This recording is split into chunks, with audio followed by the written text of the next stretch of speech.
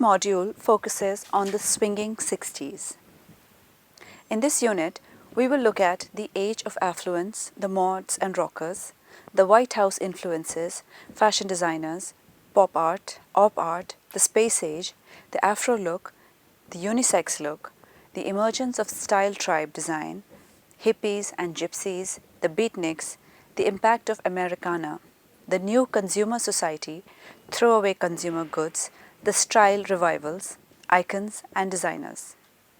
The design legacy that America passed on to the post-war world was twofold. The professional structure for the practice of industrial design was emulated on a worldwide scale, and consultant design offices sprang up in many countries all over the world, among them Britain, Germany, Sweden, Italy and Japan. The other major contribution lay in the area of mass culture. While the exhibitions at the Museum of Modern Art in New York had put European products on a pedestal captioned "Good Design," on the streets outside, the tail-finned extravagances from the assembly lines of General Motors, Ford and Chrysler began to arouse a different kind of interest. Coupled with the impact of Hollywood movies, advertisements and pop music, an alternative idea of American culture emerged that was soon to invade the homes and streets on industrialized nations the world over. The consumer society expanded and focused mainly where material goods were concerned. The American home was illustrated widely in advertisements with bulging, bulbous fridges, food mixers, deep freezers, dishwashers, and electric can openers that dominated the space's open-plan American kitchen. These were the Coca colonization years. The USA poured financial aid into Europe, and America spread its culture over the capitalist world, thereby affecting the lives of millions of people. The booming economy had an effect on America's approach to styling and what came to be called built-in obsolescence.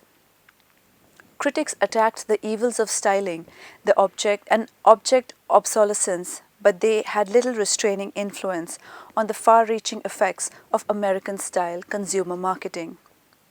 The teenager quickly became one of the most important consumers of all.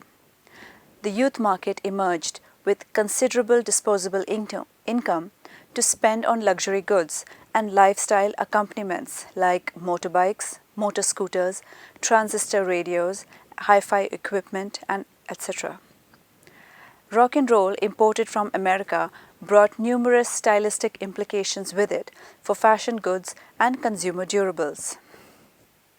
Women, too, were financially more independent than ever before and represented a more powerful market where goods for the home were concerned.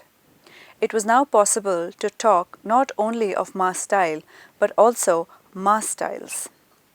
Industrial society had become richer and more fragmented, and as a result, design became more pluralistic.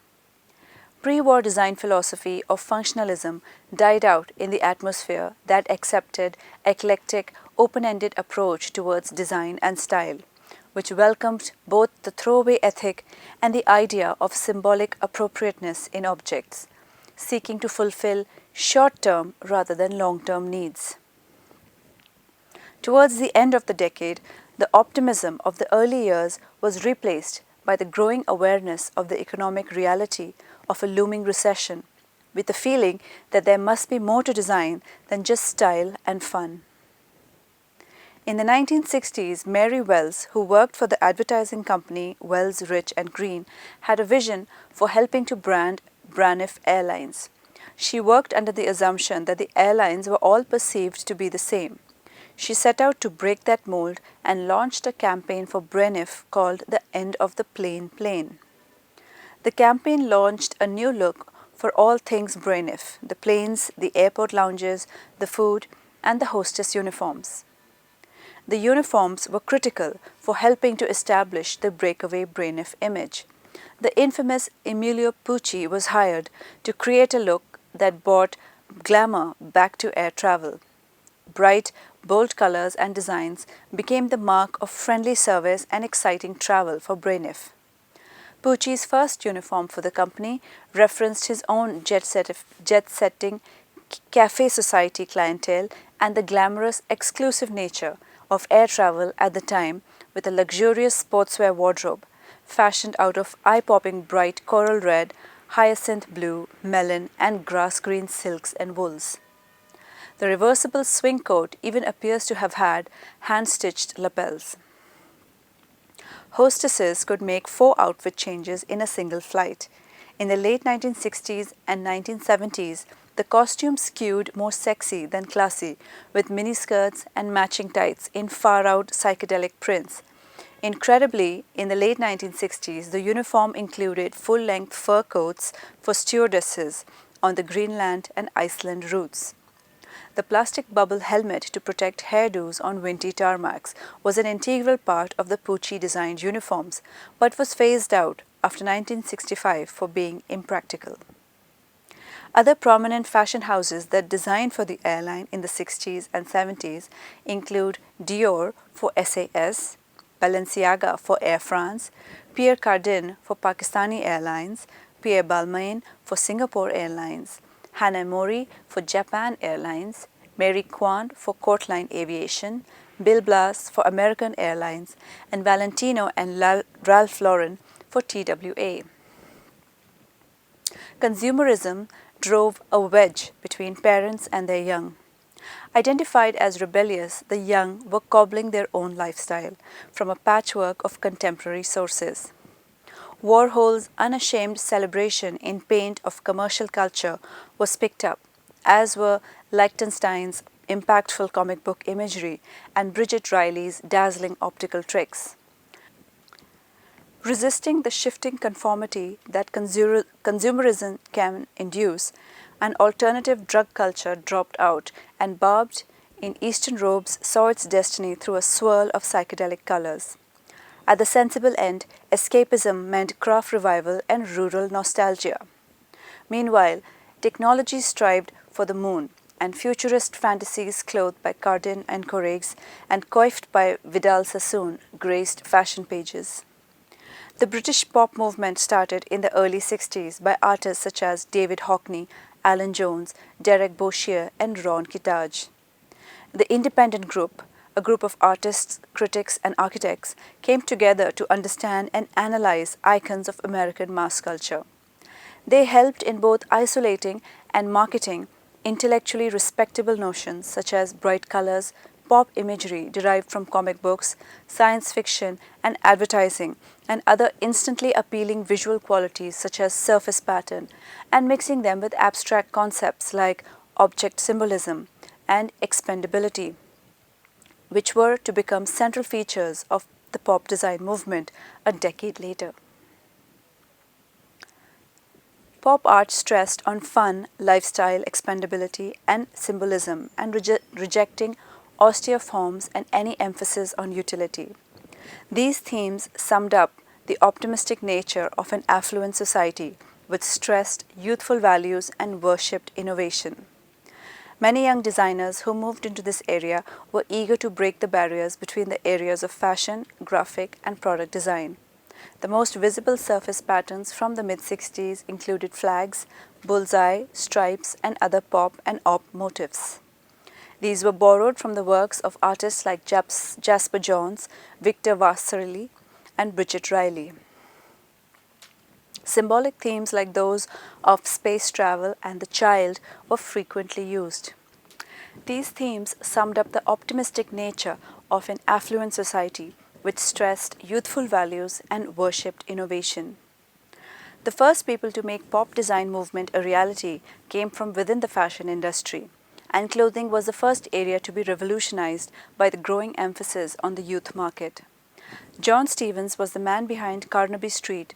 For the young female consumer, Mary Quant opened Bazaar, thereby pioneering the principle of boutique, a small, personalized shop which was to dominate female fashion retailing throughout the 60s. Mary Quant introduced the miniskirt to Britain and rejected traditional French haute couture by using young, unsophisticated, even gawky models. Her play outfits, which included a plastic Mac plus Suester set called Christopher Robin, and a pinstripe suit called the Bank of England redefined the way young women thought about clothing. Other designers of this movement were Marion Fole, Sally Tuffin, and Ossie Clark. In France, André Courreges broke away from his native haute couture tradition, creating space-age outfits, complete with visors, white miniskirts, and ankle boots. By the mid-60s, the search for style that was inspired from contemporary phenomena had virtually exhausted, and the process for raiding the past for inspiration started in earnest. Paisley shirts suddenly broke in among the pop and op patterns, and Victorian decorations appeared on the surface of furnitures. Tea cloths, curtains alongside pop Union Jacks and stripes. Nostalgia for this new style was accompanied by yearnings for the countryside, by small flower prints on cotton fabrics by Laura Ashley from original Victorian patterns. Interest in the past also led to reassessment of earlier methods of production as well as previous styles. The early 70s saw a sudden rebirth of concern with the craftsman and his objects. Craftsmen moved on to develop new forms with both new and traditional materials, inspired by ideas borrowed from minimal and conceptual art. Style tribes and street styles include the mods and rockers, the hippies, anti-war protesters and the adoption of jeans, punk styles, the women's movement, the civil rights movement, the White House influence, political events, space age, the fine arts, and the ethnic look. The rockers were rough and tough, rode motorcycles, and wore black leather jackets. They vied with mods who were up for love, self-expression, poetry, and getting stoned. The mod fashion statement was elegant, long hair, granny glasses with Edwardian finery. The Beatles, then a popular music band, adopted the mod look and helped popularize it. One of the ideas central to the mod fashion was the notion that men and women were entitled to wear handsome, dashing clothing. Following the 1967 hippie gatherings, media coverage made colorful hippie costumes familiar. Long hair for men and women, beards, headbands, and love beads for men, long skirts, and gypsy-like costume for women. Hippies assembled imaginative costumes from used clothing bought in thrift stores. In 1968, Ken Scott, an American designer, designed a collection called the Hippie Gypsy. The young gathered at popular music concerts such as the Woodstock, the Art Fair, etc. The beads, feathers, and bandanas they wore were copied by others. The hippies were about communal living away from the cities, getting high, digging arts, clothes and crafts exhibits, and listening to songs of revolution. The interest in Indian religion may have been a factor in the widespread popularity of styles inspired or influenced by clothing from India. A peacock revolution started for men, emphasizing fanciful, colored, and styled garments. In the 60s, young people protesting against the establishment adopted blue jeans as a symbol of solidarity with working people. In the 1955 movie Blue Denim, they were associated with youth and rebellion. Jeans became a sort of uniform for young anti-war protesters. They began to use jeans as a medium of self-expression with embroidery, painted, and patchwork messages. Striving to dramatize their alienation through their garb, young fans of so-called punk rock music in 1977 began wearing messy, baggy, ripped-up clothes. Boys generally wore black leather and girls wore micro-minis with black fishnet stockings. Fabrics were purposely made with holes, tears, and stains. Accessories included safety pins worn as earrings or through the skin. Razors were also worn as piercings. Punks wore black eye makeup, two-toned purple lips, and hair painted green, yellow, and red. British fashion designer Zandra Rhodes quickly incorporated punk ideas into her 1977 collection, bringing the punk style to a wider audience. Some feminists in the 1960s saw clothing as symbolizing oppression. To dramatize their liberation from social as well as physical constraints and to protest against the Miss America contest, which they saw as glorifying women for their beauty alone, A few feminists demonstrated and burned braziers outside of the pageant in Atlantic City in the fall of 1968. While the majority of women did not abandon braziers, many women stopped wearing corsets. Bra styles became less rigid, molded from knitted synthetic fibers rather than cut and sewn to produce maximum uplift, as in the 50s. Acceptance of garments for men and women that are similar, such as blue jeans and t shirts and pantsuits, was symbolic of the changing roles of women in society. The civil rights movement brought with it a new consciousness of African culture, tradition, and art that was expressed in phrases "Black pride" and "Black is beautiful." Many African Americans adopted styles in dress that reflected this interest in their African heritage, like wearing dashikis, which is a traditional African garment. These and other garments were fabricated from textiles made in traditional designs such as kente cloth, mud cloth, tie-dye fabrics, and handsome embroideries. The afro hairstyle, full and fluffy and taking advantage of the curl natural to the hair of many African Americans, was widely adopted by both men and women. Cornrow braids were also worn by women. Jewelry was constructed in traditional designs, much of it imported from Africa and utilized materials native to Africa, like amber, ivory, and ebony. Initially, these styles were worn both at work and at home, but in later years, the style was limited to leisure wear and continues to this day. The White House in Washington also influenced fashion. Media coverage made it possible for political personalities to be seen at work and play. Kennedy went bareheaded to his inaugural in 1961, after which hat use amongst men declined. Mrs. Kennedy became a major influence on styles. Bouffant hairstyles, pillbox hats, A-line skirts, low sling pumps, empire-style evening dresses, and wraparound sunglasses were some styles associated with Jackie Kennedy. Among political events, the influences from the Vietnam War were the adoption of jeans by youthful anti-war activists and some military-inspired styles. When Richard Nixon announced his intention to go to China in 1972, Chinese-influenced styles began to appear. From actual Chinese clothing to textiles, accessories, design motifs, and an adaptation of Chinese styles. Some fashion of the 60s reflected interest in the growing aerospace developments. Couturier André Courreges showed what he called a space-age collection in 1964. Fashion models wore helmets and lines were precise and unadorned, and shapes geometric. Designers used materials similar to those required for the technological advances that accompanied space exploration. New materials like Velcro for closures, vinyl for rainwear and outerwear, etc. Paco Rabanne made dresses of square pieces of plastic held together with metal rings. The most extreme of these styles were not widely adopted, but clean geometric lines and plastic jewelry and accessories in geometric shapes were often seen.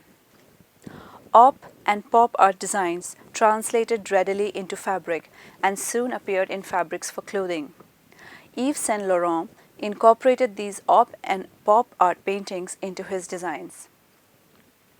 Art Deco and Art Nouveau designs were also revived during this period. The exhibition of the treasures from the tomb of Tutankhamun in the 70s revived Egyptian-inspired clothing and jewelry. The 70s also saw the origin of a combination of clothing and fiber art in what was known as wearable art that probably had its antecedents in the decoration of the textiles used for clothing by hippies. Fashion designers seemed to be looking everywhere for design inspiration. A source that they tapped into was ethnic clothing. Design inspiration came from a variety of sources such as Native American dress, styles from country like India, from traditional Eastern European folk costume, and from Africa. The fashion industry also rapidly changed during this time.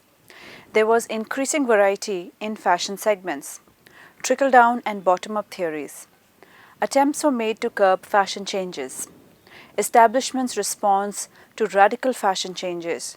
There were changes in fashion design, pret-porter, and ready-to-wear. Labeling and licensing was introduced. Designer jeans logos appeared on garments. Important designers for men clothing included Pierre Cardin and John Weitz. During the period 1960 to 1974, for women, a new garment, part hosiery, part underwear, was introduced and was called pantyhose. Sheer in nylon and replaced nylon stockings held up with garters or girdle. Brassieres, underpants, slips, and girdles continued to be the most common items of women's underwear. Body stockings and body suits were also used. A new line for suits gained acceptance. Loosely fitted jackets, Chanel's braid trimmed, collarless cardigan style jacket with 3/4 length sleeves. Worn with a A-line skirt and a blouse and a bow tie at the neck, with sleeves extending a little beyond the jacket sleeves.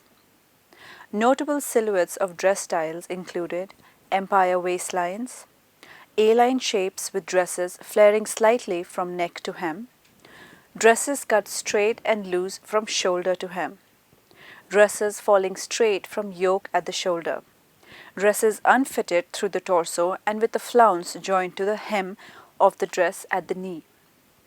Long daytime dresses known as granny dresses were popular among the youth in the early 70s. A brief interest in paper dresses emerged in 1966. Matching pants and jackets were introduced just after mid-60s for daytime, business and evening wear. Evening dresses were made in both long and short lengths. Trends include short, straight dresses, some in vivid prints and others made of metallic fabrics or trimmed with sequins, paillettes of plastic or beads. In the late 60s, pantsuits of decorative fabrics with full-legged pants made in soft fabrics were also worn for evenings and were called palazzo pajamas.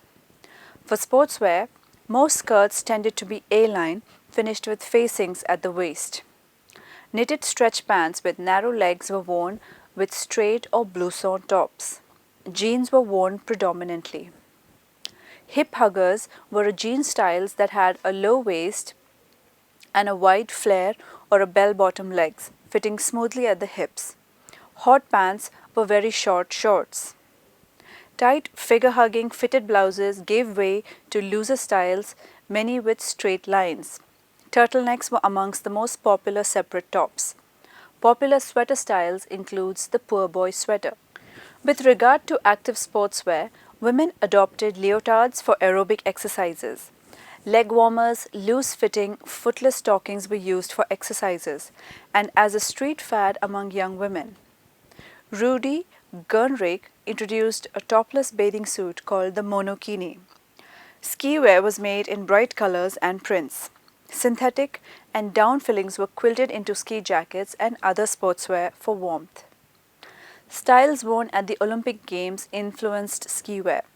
In 1968, Olympic skier Suzy Chaffee wore a sleek silver jumpsuit and began the trend towards one-piece unitard ski suits.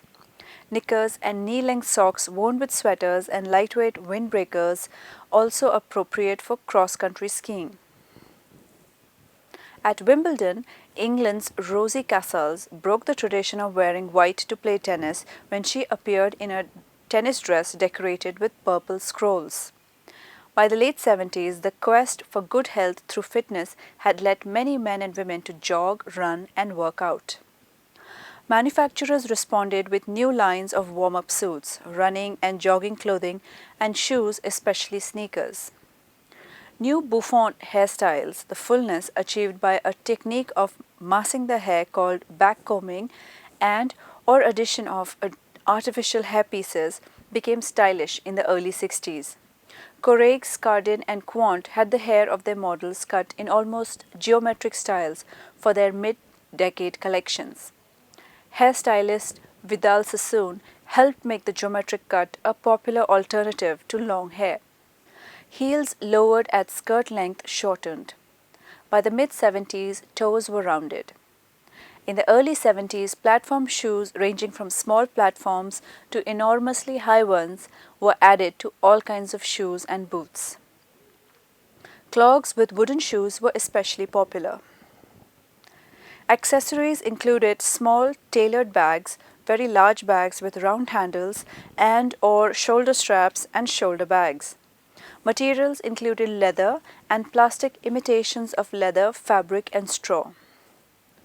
Popular jewelry items included long strings of pearls or other beads similar to those worn in the 1920s, necklaces of bright colored stones, earrings either small or long and hanging, and an enormous variety of costume jewelry. Women started piercing their ears. Colorful plastic jewelry in geometric shapes complemented the somewhat geometric forms evident in women's clothing. In the later half of the 60s, large decorative wristwatches appeared, and gold colored jewelry, especially multiple gold chains, overshadowed colored beads. The bright red lipstick was replaced after 1966 by a variety of lighter, paler colors. Mascaras, eyeliners, and eyeshadows were available in colors ranging from mauve to lavender, blue, green, and even yellow. False eyelashes were commonly used. For the first part of the 70s, makeup, though much used, was supposed to create an unmade up or natural look. Lip gloss was first used in 1971. During the period 1974 to 1980, some women abandoned brassieres and went braless. Brassieres were molded from synthetic fabrics to eliminate unsightly seam lines and provide a natural appearance under the clinging fabrics used so much during the later part of the 70s. Pantyhose with control tops took the place of girdles. Most dresses were belted or had clearly defined waistlines. Lines were soft, with shaping that followed and revealed body contours. Natural fibers made in beige and neutral colors replaced the brightly colored manufactured fibers of the 60s. Fabrics were soft and drapable, many were knitted. Some popular styles included dresses that pulled over the head, had elastic or drawstring waistlines, and slightly bloused bodices. Cotton knit wrap dresses. The style originated by designer Diane von Furstenberg that tied shut with an attached belt. Pantsuits had become a staple in the wardrobe of all but the most conservative women. Made in fabrics such as knitted or textured polyester and wool gabardine and sold widely in varying prices, pantsuits were worn for work, leisure, as well as evening. As discos replaced the formal dances and parties, evening clothes were not so important as in previous periods. Clothing for disco was less formal. Jeans were commonly worn. Dresses tended to be floor length, materials were soft, clingy, and knitted. For sportswear, pants were an alternative to skirts in almost all situations. In 1976, the bell bottom was replaced by narrowed legs. Most were pleated or gathered into a waistband tapering towards the ankle and cuffed or rolled to ankle length. Jeans were a virtual uniform for casual wear. Designer jeans were popular among all age groups. Some women wore exceptionally tight jeans, conforming the body-conscious look of the period. By the mid-70s, skirts had more fullness, tended to flare out, and covered the knees by at least several inches. Skirts that wrapped around the body and tied into place, and the swirl skirt made from bias cut strips of multicolored fabrics that were often from India, were part of the ethnic styles that appeared periodically. Most blouses were of soft fabrics, often knits. Many knit tops fell somewhere between a blouse and a sweater. Short or long-sleeved, made of narrow-ribbed knits, they fit the body closely and ended a short distance below the waistline. The wrap-style clothing was popular in blouses as well as dresses. The film Annie Hall had a strong impact on current fashion. It helped popularize combination of layers of separates and pantsuits and men's hats for women. In 1975, Vogue magazine proclaimed the sweater as a basis for building a wardrobe. Round-neck sweaters were worn over tailored blouses, the collar being visible at the neck. This preppy look focused on Shetland wool sweaters. Long, thigh-length cardigan sweaters usually had a matching belt and were worn over trousers or skirts. The twin set was another popular style. In 1977, Japanese designer Issey Miyake combined oversized sweater tops with narrow leggings. Popular tops were t-shirts with blurbs. The focus on fitness grew. Sweatshirts in various colors were worn. Leotards were worn for exercise as well as under jeans as tops and with wrap skirts. For outdoors, coats like dresses followed body lines, flaring out gently below the waist. The belted coats became popular. Most coats ended below the knee. Down or fiber-filled coats gained popularity for winter wear. For active sportswear, tennis clothing came in a variety of colors. Stretch pants with stirrups worn with puffy parkas were fashionable in 79. Top fashion designers had begun to design ski wear in the late 70s. Bathing suits came in styles ranging from tiny string bikini to the empire style to the skirted swimming dress. Rudy Gernreich designed the thong. One-piece mallet suits were also popular. By the mid-decade, hair was becoming shorter, and for the rest of the decade, a soft, natural style was preferred. In the late 70s, some women were wearing their hair in tight, frizzy curls, a style seen on a movie star, Barbra Streisand, in the film A Star is Born. A short haircut called the wedge became popular in 76 after Olympic medal winner Dorothy Hamill wore the style. Farrah Fawcett Majors in the TV program Charlie's Angels had a full streaked blonde mane, a style popular after 77. Although hats were not an important fashion items, berets and knit caps were used in colder regions. Headscarves were also used. After 1975, slender, more graceful shoes with comfortable heels had replaced the clunky platform. Boots remained a popular item. A large variety of accessories were available. Notable among them were the handbags that included narrow rectangles, large tote bags, large soft satchels with interesting textures around, small square quilted handbags with chain shoulder straps originally designed by Chanel. Women who dressed for success carried briefcases rather than handbags. Emphasis on natural materials led to a strong interest in real leather accessories. Along with natural materials came an interest in real gold and gemstones, in particular gold chains, gold wire hoops earrings, and diamonds by the yard. Designer Elsa Peretti's strings of gold chain with diamonds interspersed periodically. In 73, snakeskin covered bangle bracelets were a fad. Digital watches were first introduced in 1976. Women worked hard at using makeup to create a natural look. As hairstyles grew in volume, more hair products required to hold the style in place were made. By the end of the 70s, lipstick shades grew brighter and eye makeup more obvious. For men, undergarments continued to include boxer shorts, knitted briefs, athletic shirts, and t-shirts.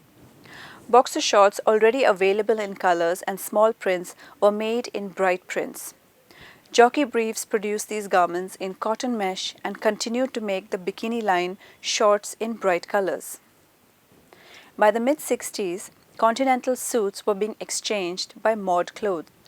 English styles with jackets padded slightly at the shoulders, wider lapels, moderate flare to the skirt, and pronounced side or center-back vents. In the early 70s, lapels were fairly wide and suits were fitted through the body. Double knit fabrics in both manufactured and wool fibers were widely used, and trousers tended to flare at the bottom. Suits were both single and double-breasted. In the late 70s, three-piece suits with vests returned. Lapels narrowed and grew longer. The cut was looser. Men's suits were conservatively tailored, usually double-breasted, made in dark colors and smooth textured fabrics. Interest in men's fashion grew with media promoting fashions for men. Pierre Cardin was one of the first to design for menswear market. Suits with Nehru jackets appeared on the scene. After Lord Snowdon wore a formal evening Nehru suit with a white turtleneck, the trend picked up. Sweaters in the 70s fit close to the body, ending just below the waistline. In the late 70s, sweaters became larger and looser. From the early 60s, turtlenecks were accepted as an alternative to collared shirts. Shirts cut and seamed so as to follow body lines and called body shirts were popular in the 60s. Shirt collar sizes varied so that shirts would be in proportion to the lapel width of suit collars. Striped and printed shirts were popular. Suits were made for casual wear. Top and pant were usually made from the same fabrics. The unstructured tops had shirt-like collars or were collarless. Fashionable throughout the 70s, leisure suits were out of style by the end of the decade.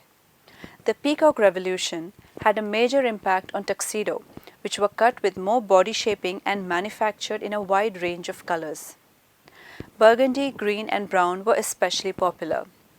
Shirts with ruffled front were worn with tuxedos. For sportswear, tapered slacks were replaced by the trouser bottoms. These grew wider and included some flare pant legs and wide bell bottoms. They fit close to the torso without pleats.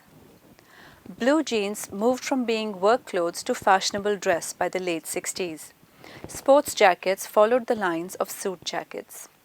Styles that were widely used were safari jackets and Norfolk-style jackets in the late 60s and 70s. Sports shirts varied with the seasons. T-shirts and polo shirts, turtlenecks, velour pullovers and shirts, jacquard patterns, knitted sweaters and sweatshirts were popular. The minuscule European bikini for men was appearing on American beaches. Synthetic knits were used for bathing suits because they dried quickly and were wrinkle-free. The Olympics influenced styles in bathing suits. Until the early 70s, white predominated for tennis. After this, men and women were more likely to be seen in colored tennis clothes. Ski clothes styles changed yearly, moving gradually towards a tighter fit and the use of fabrics designed to offer as little wind resistance as possible.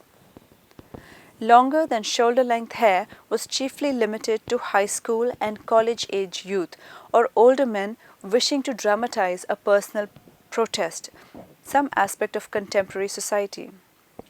Moderately long hair, beards, moustaches, and sideburns had become accepted styles for all segments of society by the end of the 60s. Shorter styles returned in the late 70s. Platforms were seen on men's shoes as well, especially the youth. After hippie men wore work shoes and sandals, these entered men's fashion. Ralph Lauren made 3-inch wide ties popular in 1967 and continued till the mid-70s. With turtleneck styles, men began wearing necklaces. Bracelets and earrings were also seen. Men's hair products range also expanded. You have come to the end of this unit. To summarize, in this unit, you have learned about developments and spread of fashion across the world during the 60s and 70s. Thank you.